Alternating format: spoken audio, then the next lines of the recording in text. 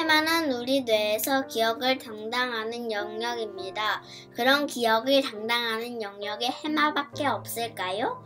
그렇지는 않습니다. 다만 다른 영역에 비해 가장 핵심적인 역할을 담당하므로 해마가 손상되면 기억 능력이 많이 손상됩니다. 해마는 뇌에서 신경세포, 즉 뉴런이 생성되는 몇 안 되는 영역 중 하나로 사람과 동물, 주로 척추 동물 이상에서 존재합니다. 신경세포, 즉 뉴런이 새롭게 생성되는 곳이지요. 해마가 중요한 이유는 뇌 가소성에 대한 최초의 증거가 해마에서 발견됐기 때문이지요. 해마는 크게 두 가지 세포로 이루어져 있는데요. 장소세포와 격자세포입니다. 격자세포는 오늘 다루지 않겠습니다.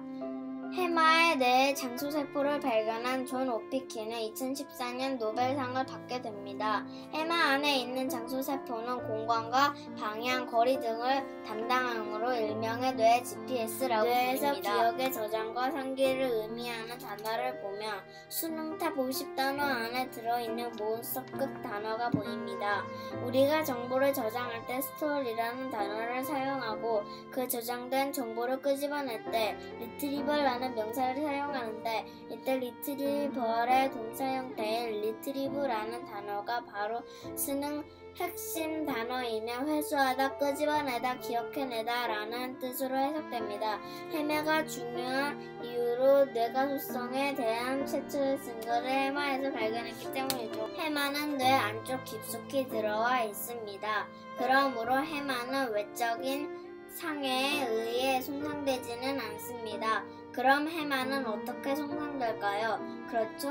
아마도 내부적인 상해에 의하여 어려워. 이거 엄청 고쳐줘. 해마는 내부적인 상해에 의하여 손상됩니다. 즉 뇌출혈, 뇌경색, 뇌졸중 같이 뇌 손상을 입었을 때 해마가 손상됩니다. 신문에서도 해마를 다루는 기사들이 종종 등장하는데요. 이제부터는 그냥 지나치시지 말고 꼭 읽어보길 바래요. 여기서 기능성 자기분명 영상에 대해서 조금 알아보겠습니다. 기능성 자기분명 영상은 fMRI라고 하는데 fMRI는 뇌 속의 피의 흐름과 관련된 변화를 감지하여 뇌 활동을 측정하는 기술이라고 합니다. fMRI가 발명된 후 뇌 영역이 지도화가 되어서 시각적으로 뇌를 연구할 수 있게 되었죠. fMRI가 뇌에 관련된 특정 행동 시 그 행동과 관련된 뇌 영역이 활성화, 즉 반짝반짝거립니다. 자, 이제 다시 장소세포로 돌아가 보도록 할게요. 가상 유체이탈 실험이라는 게 있는데요. fMRI 기계에 사람을 넣고 그 위에 TV가 있어서 본인이 누워있는 게 보이도록 했습니다. 그런데 영상 아랫부분에 자신과 똑같이 옷을 입은 사람의 몸이 나오게 해서 마치 유체이탈의 느낌을 받게 합니다. 그랬더니 해마 내에 장소세포가 활성화되어서 반짝반짝 거립니다. 이때 자신의 위치 정보를 해석하는 데 중요한 역할을 하는 부위가 장소세포이며 이 장소세포가 들어있는 곳이 해마라는 것이 밝혀지게 됩니다. 다음으로는 보상자극 실험에 대해서 설명하도록 하겠습니다. 혹시 어떤 장소에서는 항상 좋은 일만 생긴다 라고 생각해 본 적 있으세요? 그곳에 가면 항상 행복해 라고 생각되면 그 장소에 대한 선호도가 증가를 해서 그 장소에 자주 들르겠죠? 이는 쥐를 이용한 실험에서도 밝혀졌는데요.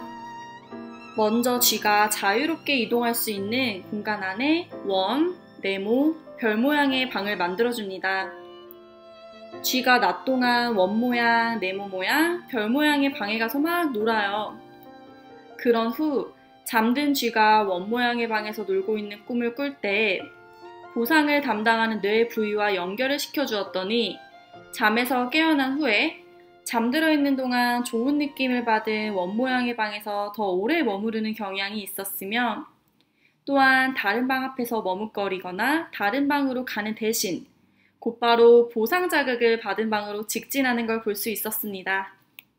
바로 이때 활성화되는 뇌의 영역이 바로 해만에 있는 장소세포랍니다. 잘 이해하고 계신가요? 자, 이제 오늘의 하이라이트. 런던 택시기사 실험에 대해서 알아볼게요. 런던 택시기사 18명과 버스기사 17명을 조사를 합니다. 이때 연령, 학력, 운전 경험, 지능은 모두가 동일해야 했는데요. 그 이유는 실험의 타당성 때문입니다. 실험의 타당성은 실험군과 통제군에서 좀 더 자세히 다루도록 하겠습니다. 그 실험 결과 택시기사들만 해마의 크기가 커졌습니다. 택시기사는 복잡한 런던 시내를 막 왔다 갔다 해야 하기 때문에 해마에 있는 장소세포가 성장을 하는 것입니다. 반면 버스기사는 항상 정해진 노선만 왔다 갔다 해야 하므로 해마 성장이 정지가 된 것이에요. 결국에 뇌는 근육과 같아서 사용하면 성장하고 사용을 하지 않으면 뇌 기능이 줄어들어요. 이게 바로 그 유명한 뇌의 가소성이라고 합니다. 뇌는 변한다.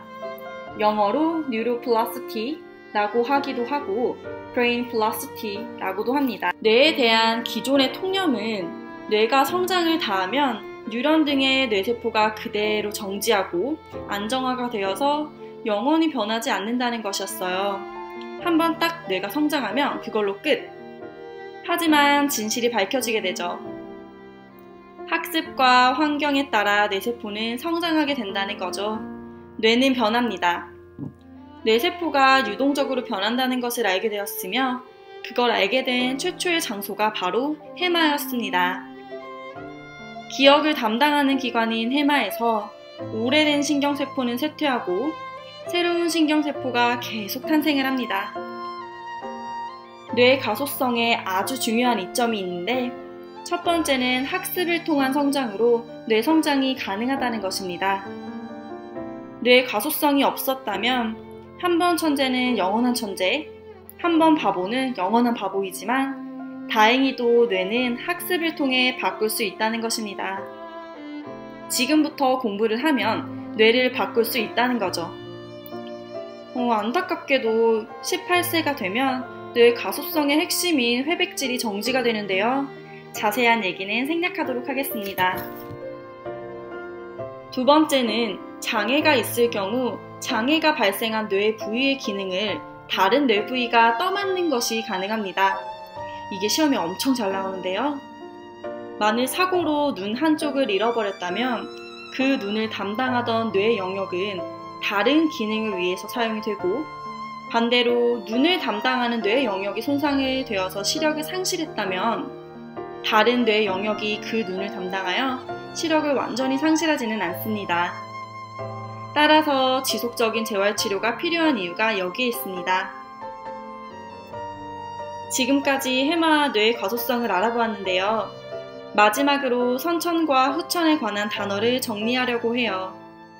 선천적인은 inherent, innate, inborn을 사용하며 후천적인은 acquired, learned, earned 라는 단어를 사용하므로 외워두면 상당히 편리하게 사용할 수 있습니다. 지금까지 레이첼이었습니다. 다음 시간에 더 알찬 내용으로 만나요.